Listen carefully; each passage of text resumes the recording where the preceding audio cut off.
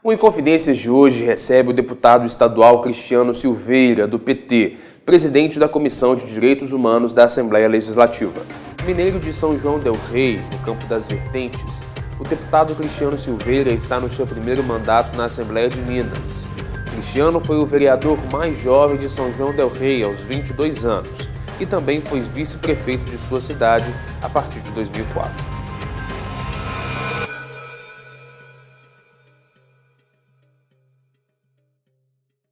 Deputado Cristiano Silveira, é um prazer recebê-lo no Inconfidências. Muito obrigado por ter atendido o nosso convite e por abrir o seu gabinete para a gente poder conversar. Obrigado, Jonathan. Eu que fico feliz por poder recebê-los e a gente ter essa oportunidade de conversar um pouquinho com o programa Inconfidências. Né? Tá certo. Deputado, o senhor está no seu primeiro mandato na Assembleia Legislativa, mas já havia tentado uma eleição à Assembleia em 2006 sem sucesso. O que o senhor considera o fator determinante para agora ter conseguido ser eleito? Eu acho que a eleição, especialmente para deputado, ela depende de dois fatores. O primeiro é a vontade do sujeito em ser eleito, né? A convicção dos seus projetos, nas suas ideias, combinado com o cenário. Eu acho que nessa eleição agora, né, de 2014, eu consegui combinar toda essa determinação em buscar o resultado, fazer o convencimento dos nossos parceiros, dos nossos eleitores, com o cenário que foi favorável à nossa eleição. Pois bem, primeiro mandato, presidente de uma comissão importante como a Comissão de Direitos Humanos e vice-líder de um bloco importante, tudo isso no começo. Esse conjunto de posições de alguma maneira indica que o PT de Minas tem apostado no seu nome para ser um dos representantes que vai arejar o partido? Eu sempre me coloquei muito à disposição do partido, né? Eu, antes de ser deputado, sempre tive uma militância muito forte no PT. Fui coordenador regional, membro do diretório estadual, membro do diretório nacional, compus a executiva do partido, mesmo sem ter mandato.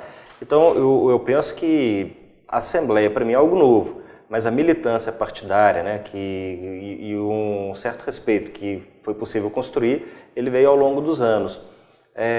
Eu sempre me coloquei à disposição para cumprir missões, né? Como membro agora da Comissão de Constituição e Justiça, presidente da Comissão de Direitos Humanos, vice-líder do bloco, a ideia é que eu possa colaborar para que a gente implemente em Minas esse projeto, que foi o projeto vitorioso, né, do governador Fernando Pimentel, ajudando a Assembleia a estar em consonância com isso. É claro que tem hora que assusta um pouco, né? Uma série de responsabilidades que eu assumi já imediatamente no início do mandato, mas acredito que tem ido bem, né? Eu tenho conseguido dar conta, acho que o trabalho, a avaliação que eu faço, o trabalho está legal. Bom, alguns dias o seu gabinete foi depredado por manifestantes que estavam, de alguma maneira, reclamando uma ação uma ação com força excessiva da Polícia Militar durante uma manifestação por conta da ocupação em Isidora. É mais difícil ser presidente de uma comissão tão visceral como a Comissão de Direitos Humanos quando se é governo, ou seja, quando os excessos podem sair de instituições da própria base? A Comissão de Direitos Humanos, em circunstância nenhuma, ela é fácil. Ela, por si só, ela é uma comissão complexa, né? Eu falo que a Comissão de Direitos Humanos ela é uma comissão que, em algum momento, ela vai estar em conflito com praticamente todas as instituições. Em algum momento, ela tem um conflito com a polícia, ela tem conflito com o judiciário, com o próprio Estado, que realmente o Estado, né, nas suas organizações, é talvez um dos maiores violadores de direitos humanos. Tem conflito com a própria sociedade, mas também essa mesma comissão, ela em todo momento está defendendo o direito humano de indivíduos que compõem todas essas instituições. Então ela não é simples. Quando você faz o que tem que ser feito na comissão, você sempre vai estar numa condição de conflito, porque se alguém chega a procurar a comissão é porque o seu direito de alguma forma foi violado. O episódio que ocorreu eu considero um episódio isolado, né? Talvez um destemperamento pela circunstância do momento. A comissão ela sempre foi uma importante mediadora de conflitos. E eu, desde que eu assumi, eu sempre coloquei muito essa posição, coloquei essa postura. Tanto que nós fizemos uma audiência pública em maio para discutir as ocupações urbanas de Belo Horizonte e os indivíduos que aqui estiveram no meu gabinete, né, acabaram depredando o gabinete, tiveram possibilidade de ter voz compuseram mesa, participaram, né, da audiência que nós fomos para discutir esse tema. Então eu quero acreditar que foi um fato isolado e fruto de um destemperamento momentâneo, né, de um dos membros das moradias, em face à circunstância do conflito que ocorria lá na BR. Eu sou contra qualquer tipo de violência, de abuso, né? Eu acho que o diálogo sempre é o melhor caminho e parece que agora o diálogo foi retomado, né? O Estado volta a discutir com as ocupações, com a participação do Ministério Público, das universidades, para tentar buscar aí um bom caminho. Ainda pensando na comissão, também recentemente promoveu-se um debate sobre a redução da maioridade penal aqui na Assembleia. Essa não é uma prerrogativa da Assembleia Legislativa, mas uma mobilização importante que contou com ampla participação. De que maneira os deputados estaduais podem influenciar os seus pares federais, já que essa é uma temática de prerrogativa deles, de maneira a mostrar qual é ou quais são as posturas dos outros parlamentares e da população com as quais esses parlamentares têm contato diariamente? Perfeito. Eu acho que o Brasil tem um problema sério. O Brasil, a participação popular nas decisões do país, elas são muito limitadas. O povo ele é convocado a participar das eleições e, eventualmente, muito esporadicamente, a um plebiscito, um referendo. E eu acho que temas importantes que impactam na vida da sociedade precisa ter mais a participação das pessoas. E eu lamento que o Congresso Nacional, que na minha opinião, um Congresso que está extremamente conservador, né, talvez pior do que os congressos da época da ditadura, que tem uma pauta extremamente conservadora, que é o Estatuto da Família, flexibilização do desarmamento, redução de idade penal e por aí vai, né? Ele perdeu uma grande oportunidade de discutir com a sociedade esse tema, o tema da redução da idade penal. Nós não tivemos a presença da comissão especial, né, que emitiu o relatório e parecer sobre o projeto de lei, a PEC, né, 171, né? O número é até sugestivo, né? Não se promoveu debates no Brasil para a população poder ser ouvida. O que nós pretendíamos com o debate que nós fizemos foi dar oportunidade à população de Minas Gerais a poder se expressar, a poder colocar também suas opiniões sobre o tema. Bom, quero falar agora de um outro assunto, rememorando o período em que o senhor foi vice-prefeito de São João del Rei. O senhor, um petista, foi vice-prefeito de um tucano, numa gestão conturbada, com o surgimento de escândalos de corrupção, com o rompimento interno entre o senhor e o prefeito. A minha pergunta é, essa não foi a primeira vez que PT e PSDB se uniram numa chapa oficial e formal, e provavelmente não será a última. Eventos como esse não demonstram que PT e PSDB têm mais semelhanças do que querem fazer crer? Não, eu acho que quando você é de município muito interiorano, prevalece muitos aspectos locais sobre os aspectos ideológicos dos partidos. Eu, por exemplo, havia sido vereador de oposição durante 4 anos, junto com vereadores do PSDB. Então nós compunhamos o mesmo bloco de oposição ao governo local, que foi o governo que posteriormente nós conseguimos derrotar com a aliança que nós fizemos. Então a circunstância local, quando o município ele é muito pequeno, ela interfere mais nos problemas locais do que nesse debate mais nacionalizado. Me parece que naquela eleição não tivemos nem 100 municípios, com a aliança PT, PSDB em Minas, no total de 853 municípios. Então não acho que a relação esteja de mais proximidade do que distanciamento. Há divergência no campo ideológico. O que aconteceu foi que após a eleição, né, no governo, tivemos problemas de diálogo, de cumprimento de acordo, de cumprimento de propostas que foram defendidas na campanha por nós, né, que eram condicionantes para a aliança que ele estabeleceu, e acabou o PT fazendo a opção pelo rompimento. Nós saímos do governo, né? Eu permaneci na condição de vice-prefeito, que o Ministério Público, né, pedia o afastamento do prefeito e a posse do vice. Então, na condição de vice, a gente teria que estar preparado para assumir o município, cumprindo também a obrigação, né, conforme a lei, que é o papel do vice na substituição do prefeito, e fomos muito críticos, né, aos problemas que ali ocorriam, que eram os escândalos de desvio que tivemos. Processo corre na justiça, eu sempre lembro que daquilo que me competia fazer, né, que era defender os interesses do município. Nós acompanhamos todos os processos juntos com o Ministério Público até o final do mandato. Mas PT e PSDB têm divergências. Talvez em algum momento poderiam alinhar para pautas que são pautas importantes de interesse da população brasileira, mas infelizmente há uma contaminação da disputa eleitoral que perpassa, né?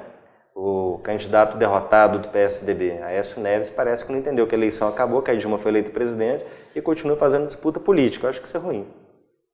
Bom, o senhor começou a sua militância política em movimento estudantil, sendo inclusive líder de vários movimentos, várias organizações de diversos níveis.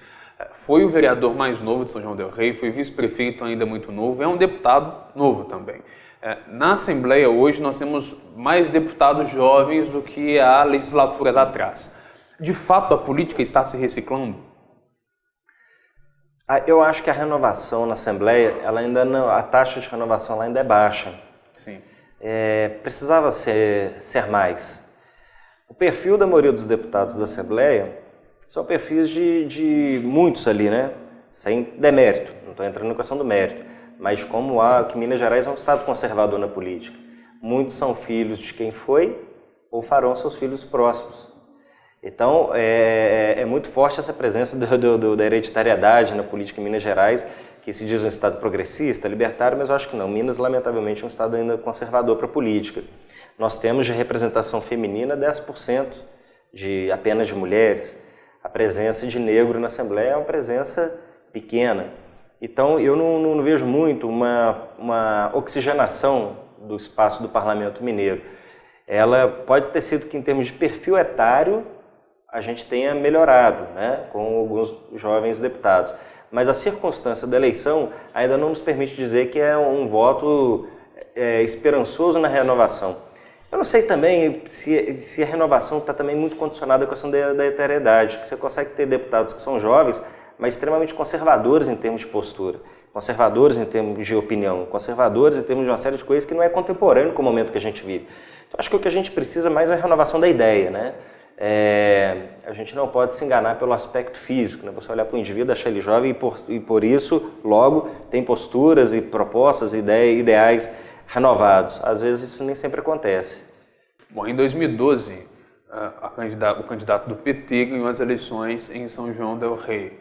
Bom, São João del Rei é, historicamente, a cidade dos Neves.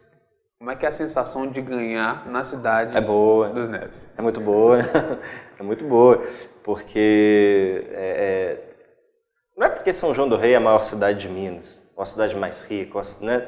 Mas é uma cidade muito emblemática, é uma cidade histórica, é uma cidade que tem uma participação efetiva na Inconfidência Mineira, né? Porque o nosso filho mais ilustre em São João del Rei, né? O Alferes Tiradentes, é nascido lá, nosso conterrâneo. Então, eu acho que isso é muito emblemático, né?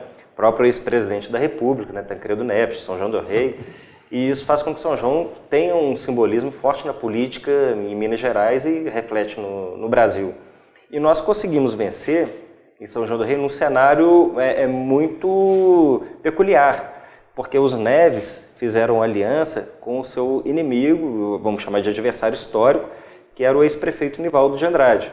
Durante muitos anos, os Neves ensinavam para o povo de São João del Rei que o pior que tinha na política local era o Nivaldo. O Nivaldo ensinava para os seus eleitores que o pior que tinha na política local eram os Neves.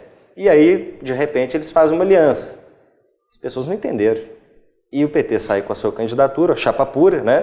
Prefeito e vice, o professor Vessa, ex-reitor da UFSJ, e a gente vence com uma margem significativa, mais de 8 mil votos de frente. Então isso mostrou que São João del Rei não tem espaço para soberba, não tem espaço para arrogância, né? Se você conseguir trazer um projeto que as pessoas se convençam, dá para construir. E que a cidade não tem dono, né? A cidade não pertence a famílias tradicionais. A cidade não pertence a clãs que governam há muito tempo.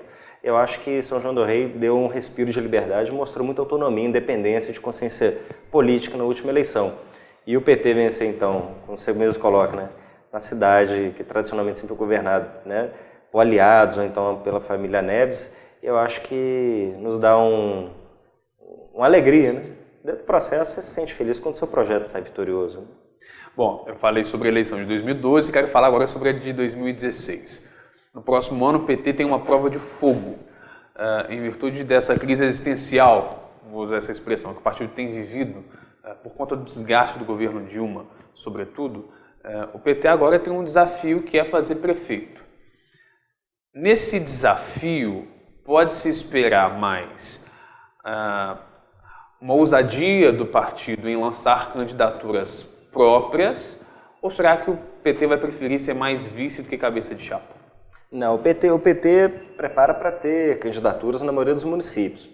É claro que, como nós estamos numa construção de base de governo em Minas e nacional, mas Minas, que é isso que impacta mais na realidade do município,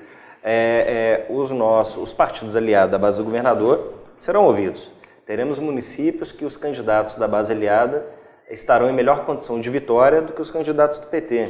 Nós vamos ter que fazer uma reflexão sobre isso e orientar a aliança. Teremos municípios que será o contrário, o PT estará numa boa condição da disputa, porque por mais que você tenha aí um momento político em termos de cenário nacional muito ruim, a eleição municipal, aquilo que eu havia dito, ela tem as suas peculiaridades mais específicas, né? O que o eleitor quer saber é quem tem condição de resolver seu problema. Problema da falta de água, problema da saúde, problema da educação, da infraestrutura, de desemprego. Então, se por um lado o PT vive um momento um momento complexo, né? E eu vou chamar aqui de criminalização do partido, que o que nós temos é um movimento muito orquestrado, né, de setores da direita, dos setores empresariais, da grande imprensa, né, no Brasil, de criminalização do PT por não suportar o PT no governo pelo sucesso que o PT teve à frente do nosso país. Então, é um movimento de criminalização. Mas, ainda assim, no imaginário das pessoas de quem vai disputar uma eleição, nós teremos candidatos que vão dizer que é o candidato que representa o governador Fernando Pimentel, que representa a presidenta Dilma, que estará em alinhamento, né, em consonância com um projeto político, e isso tem impacto no município. Então, isso também é um discurso forte para aquele eleitor que quer o cara que resolve o seu problema, do dia a dia, na hora que ele abre a porta e vê que o município está cheio de dificuldades. Bom, deputado, de alguma maneira o senhor tem um padrinho, que é o deputado federal Reginaldo Lopes. Vocês trabalharam juntos, de alguma maneira também, cada um em seu posto, atuou conjuntamente para conseguir verbas, recursos e projetos para São João del Rei e região. E hoje o deputado Reginaldo Lopes é o mais votado no estado. De alguma maneira isso pode te inspirar. Como é que é essa sua relação? Você encontra no deputado Reginaldo Lopes um caminho para seguir? Assim, quais são as suas inspirações e suas ambições na política? Eu, na verdade, falo que eu já cheguei mais longe do que eu imaginava, né? Que eu, desde novo, eu nunca sonhei em ser político. Eu não venho de família política, não sou ligado a grupos tradicionais, enfim. Eu me tornei vereador no meu município como consequência da luta no movimento estudantil. Aquelas lutas que todo mundo conhece, o estudante quer passe livre, né? Você vai conversar com os vereadores, ninguém topa encampar a bandeira. E aí você chega à conclusão que aquele espaço te pertence também. Então você organiza um movimento, lança um candidato, vai lá e banca, né? E aí foi muito consequência. Os espaços que eu venho ocupando na política é tudo consequência das convicções, das coisas que a gente acredita, né? E vai pra rua conversar com as pessoas e convencê-las também. O deputado Reginaldo, nós estamos juntos na caminhada há quase 20 anos. Nós começamos também o movimento estudantil. Ele era do Diretório Central dos Estudantes, foi uma das pessoas que entusiasmou a gente a organizar a União Municipal dos Estudantes de São João del Rei, né? A gente era amigo e se encontrava. Eu me elegi vereador primeiro que o Reginaldo se elegeu deputado, que na mesma eleição que ele perdeu para prefeito em Bom Sucesso, eu consegui eleger vereador em São João del Rei. Muito também por uma motivação dele, né? E daí, depois eu comecei a coordenar a campanha dele para deputado federal na região. Conseguimos elegê-lo deputado federal. Então, nós somos parceiros, já de longa data. O trabalho que ele vem fazendo, né, o crescimento político do seu grupo me ajudou muito nessa eleição, né? Porque nós tivemos o apoio de muitos dos atores que vinham acompanhando o deputado Reginaldo na nossa campanha. Então, acho que é um trabalho muito conjunto. Você perguntava aonde que eu pretendo chegar, não tenho essa ambição. A minha pretensão é fazer um bom mandato de deputado, prestar conta, né, aos eleitores apoiadores, e se isso refletir, projetar para alguma coisa para o futuro vai dizer, né? Tá certo, deputado, muito obrigado pelo bate-papo, foi um prazer conversar com o senhor, eu desejo muito sucesso nesse seu mandato. Obrigado, estou à disposição. Tá certo. Abraço. Para você que nos acompanhou no Inconfidências, também o nosso muito obrigado. Nós voltamos na próxima semana com mais uma entrevista para você. Um abraço e até lá.